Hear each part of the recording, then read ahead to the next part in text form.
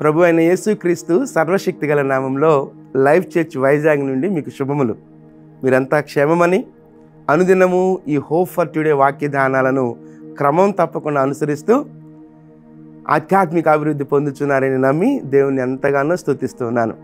ఇది నా hope for today వాక్య ధ్యానం కొరకై కొరింథీయులకు రాసిన మొదటి పత్రిక 9వ అధ్యాయం 10వ వచనంలో కొంత భాగాన్ని నేను చదువుతున్నాను. కొరింథీయులకు రాసిన మొదటి పత్రిక 9వ అధ్యాయం 10వ వచనం. దున్నువాడు ఆశతో దున్నవలెను, కళ్ళము త్రొక్కించువాడు పంటలో పాలు పొందుదునను ఆశతో త్రొక్కింపవలెను.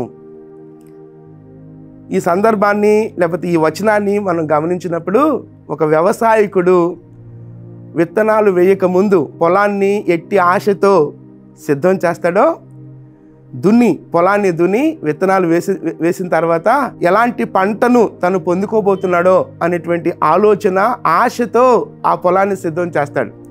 దున్నువాడు ఆశతో దున్నవలెను. దున్నిన తర్వాత విత్తనాలు వేసిన తర్వాత విత్తనాలు అవి పెరిగి పెద్దయి పంటకు వచ్చిన తర్వాత దాన్ని అంతా కోసి కళ్ళంలో వేసి దాన్ని త్రొక్కిస్తారు. త్రొక్కించిన తరువాత ఎంత ధాన్యం వస్తుందో ఆ త్రొక్కించేటప్పుడే ఆ పంట పండిన పంటను చూస్తూ ఆశతో ఉంటాడు. ఈ సంవత్సరం నాకు ఇంత దిగుబడి రాబోతుంది అనేటువంటి ఆశ కలిగి ఆ పంటను త్రొక్కిస్తూ ఉంటాడు.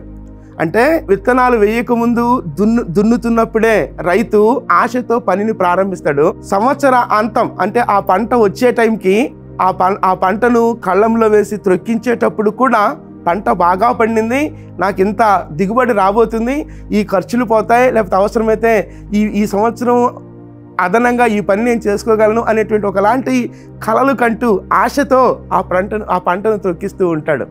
అంటే ఈ రెండు సందర్భాల్ని మనం చూసినప్పుడు, దున్నినప్పుడు ఆశతో దున్నుతాడు రైతు, పంటను ఆ కళ్ళంలో వేసిన తర్వాత తొక్కించేటప్పుడు కూడా ఆశతోనే తొక్కిస్తాడు. ఆ రెండు మాటలు అక్కడ మనం గమనిస్తే ఆశ రెండు మాటలు కనిపిస్తున్నాయి.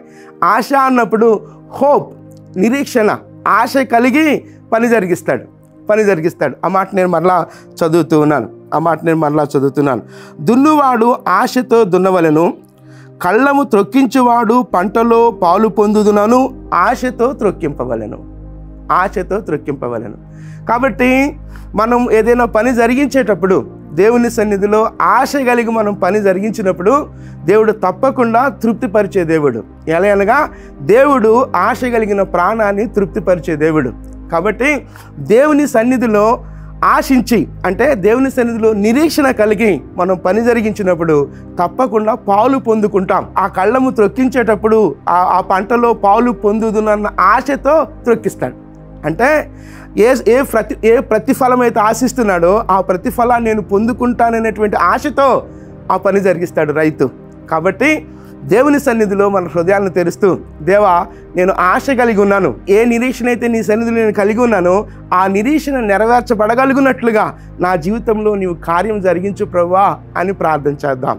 దున్నువాడు ఆశతో దున్నవలెను, కళ్ళములో పంటను త్రొక్కించువాడు పంటలో పాలు పొందుదునన్న ఆశతో త్రొక్కింపవలెను.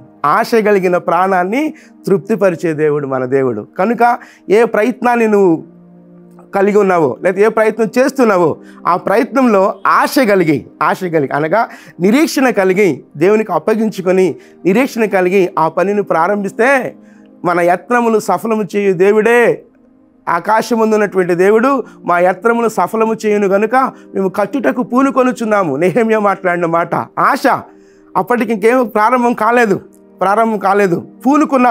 పూనుకున్నాం. ఆశ కలిగి ఆ ప్రాకారం కట్టడానికి ప్రారంభించినప్పుడు అద్భుతంగా దేవుడు ఇన్వాల్వ్ అయి అద్భుతంగా ఆ పని ముగించడం జరిగింది. కనుక ఇదిగో దున్నువాడు ఆశతో దున్నవలెను, పంటను కళ్ళంలో వేసి త్రొక్కువాడు పంటలో పాలు పొందుదును అన్న ఆశతో త్రొక్కించవలెను. కాబట్టి మన ప్రయత్నం ఏదైనప్పటికీ దేవుని సన్నిధిలో నిరీక్షణ కలిగి మన ప్రయత్నాలను ప్రారంభిద్దాం. చిన్న ప్రార్థన చేస్తాను. దేవా నీ సన్నిధిలో నేను ఆశ కలిగి ఉన్నాను ప్రభువా, నీవు ఆశ కలిగిన ప్రాణాన్ని తృప్తిపరిచే దేవుడవు. ఏ ఆశతో నీవు ఉన్నావో ఆ ఆశలను, ఆ నిరీక్షను దేవుని సన్నిధిలో తెలియచేస్తూ, ఏ ఆశను నువ్వు కలిగి ఉన్నావో ఆ ఆశను దేవుని సన్నిధిలో నీవు తెలియచేస్తూ ప్రార్థన చేద్దాం. చిన్న ప్రార్థన. కృపగలిగిన దేవా, దయగలిగిన మా తండ్రి, దున్నువాడు ఆశతో దున్నవలెను. కళ్ళంలో పంటను త్రొక్కించువాడు పంటలో పాలు పొందుదునన్న ఆశతో త్రొక్కింపవలెను.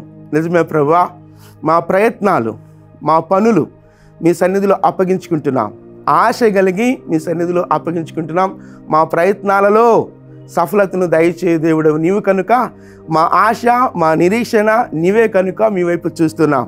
ఆశ కలిగిన ప్రాణాన్ని తృప్తిపరిచే దేవుడవు కనుక నీవు మమ్మల్ని తృప్తిపరచమని మీ కృప కలిగిన హస్తాల్లోనికి మమ్మల్ని మేముగా సమర్పించుకుంటూ యేసుక్రీస్తు అతి శ్రేష్టమైన నామంలో ప్రార్థించి స్తుతించి వేడుకొనుచున్నాం తండ్రి. ఆమేన్, ఆమేన్. ప్రభు సన్నిధి నిత్యము మనకు తోడయుండును గాక. ఆమేన్.